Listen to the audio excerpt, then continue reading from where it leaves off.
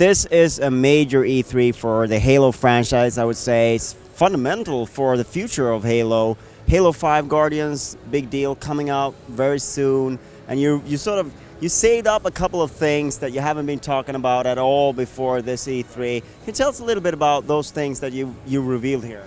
Yeah, I think you're right. It's a big E3 for us. It's been 3 years since Halo 4, and 3 years really since we kind of finished forming the studio. Halo 4 was super valuable learning experience for us just culturally as a studio, but also in terms of the kind of game that we wanted to ship with Halo 5.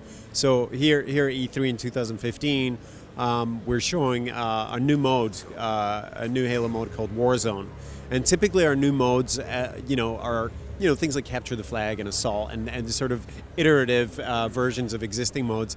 This one's really, really radically different. It's PvP, 12 versus 12, red versus blue. There are objectives. For example, you have to storm their base, you have to blow up their sort of fusion core that they have at the center of their base. But all the while that you're doing these somewhat traditional, symmetrical multiplayer tasks, we have AI in the game. So alien AI, we have Covenant, we have Prometheans. They are constantly reinforced with things like airdrops, mini bosses, full-on boss battles. So the players and the teams have to decide what order they're going to accomplish these tasks in and what's the fastest, most efficient way to get to that 1,000 points and win the match. So it may be just storm the enemy base and blow up their core, or it could be let's fight all these bosses and start earning points that way. And we also introduced a new method of earning stuff in the Warzone mode called Rec Packs. Basically, it's kind of a leveling system where we're constantly earning stuff to unlock things like weapons, and some cosmetic stuff that you can use in other parts of the game. But Warzone's really the only place where you're going to see these sort of progress-based unlocks and asymmetrical aspects of the game. So we're really excited. It's a tough mode to explain, but it's incredibly simple to play. And we found that even honestly and bluntly, bad players can really help their team by running around and taking care of things like fighting the AI. And you can have all your really pro players out on the field, battling each other with DMRs and stuff like that. So it really looks chaotic, but our UI and the game flow is so easy to understand that everyone always kind of knows what their job is and what the next thing they should be doing is. So people are having a blast so far, and we'll be taking some of the feedback that we get at E3 back to the office and making the finishing touches to that mode as we get close to the October launch. So you talked a lot about there.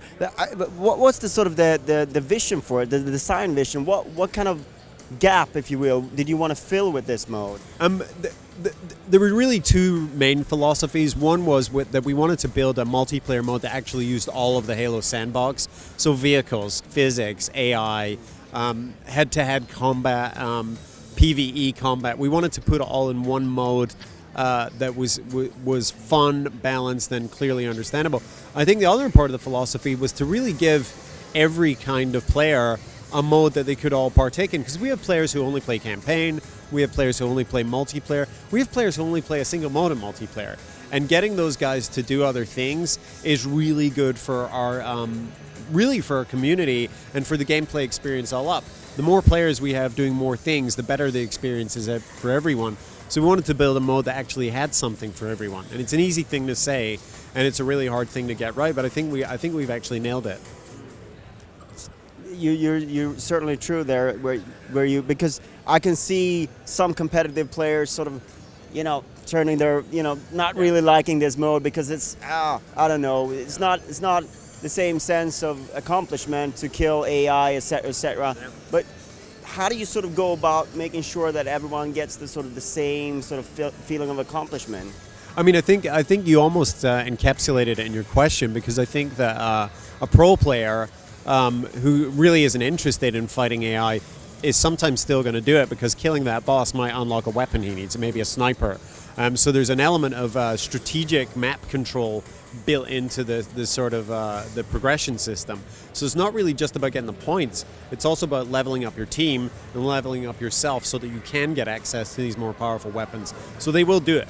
It may not be their main focus, and ultimately when you get good teams together and they're working in a coordinated fashion, people are going to do what they do now in our normal arena combat, which is pick a role they're good at. And pro players might be really good at defending or juggling a flag, where I think we're going to see different roles emerge in this really new experience. So another big part of the Halo experience, of course, that you revealed to us a little bit more is the narrative, the campaign. We got to see Spartan Locke, we got to see that side of the story. Can you tell us a little bit about sort of the overall vision for the narrative in this chapter? Yeah, I'm not going to spoil the end of Halo 4 because there's still some people playing it that haven't gotten to the end of it. Something pretty tragic happens at the end of Halo 4 that really affects the Master Chief. And so we're going to be doing two things. One is showing that he is human and that big things have big effects. So we're going to be telling a little bit more about the Master Chief's story emotionally in that regard. But the effect that this thing has had on him is actually directly connected to some plot stuff that I'm not going to spoil. Agent Locke, formerly Agent Locke, now Spartan Locke, is tasked with going and bringing him back. He's gone AWOL, and along with Blue Team, and so they send Spartans to find Spartans. That's really the only rational thing that the UNSC has at their disposal. They want to get him back, and they want to have him under their control, and the players are going to want to find out what's happened to Chief and what choices he's made. And the player's obviously going to experience those choices as well, because you play as both teams. You're going to be playing with Spartan Locke as the team leader and also with Master Chief. So seeing how those two threads merge and seeing what happens when those two guys finally meet up, I think is going to be pretty compelling. But there's actually even more to the story beyond that we haven't even talked about, and we're going to leave as a surprise for gamers. I had that feeling because it feels like it's almost a little bit too easy a narrative structure to just have those two teams. There's something else going on there. I would say that Locke's mission is context for the story rather than the story itself. So I agree with you. Of course, because it would be kind of weird if Master Chief wasn't the main focus.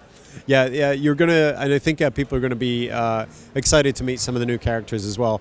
Blue Team has a rich history in the extended fiction, but most players have never met him.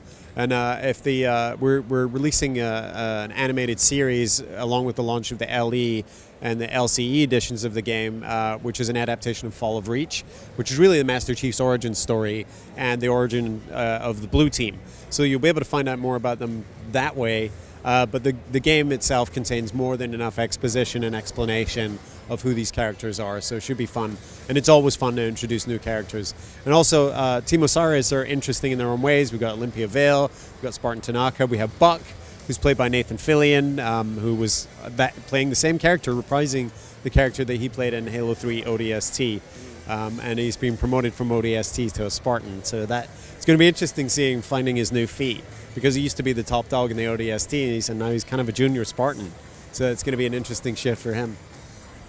It is really, I do feel like that was one of the things that you sort of highlighted at the show, the faces, the characters, that is very, very much an important thing here. Not in helmets, the faces there. Well, you're definitely going to see a lot of faces. You'll get to meet all the characters and see what they look like, with one exception. And I think people watching this will be able to figure out who that exception is. And we've just realized over the years that his anonymity is actually an important part of his character, and it's a fantastic way to immerse players in the shoes of that character without constantly reminding them that he's not a girl, or he's not a black guy, or he's not like a fat bald guy like me, and so you can feel that heroism, and you can be that character without being constantly reminded by a face that isn't yours. But there's more to his character than anonymity, and we are going to explore that in the game, and we're using some interesting methods to do that. All right, and you have a date now? October 27th, 2015, and I'm really excited about it. Of course, you could get it a little bit earlier if you buy the LCE, which comes with a statue and a bunch of other really cool stuff, but that ships a week before, so you can actually start downloading the game a week before it comes out. So, thank you so much for your time. Thank you so much. Appreciate it. All hail the conquering hero. The one who was supposed to save us all. But now I must save us.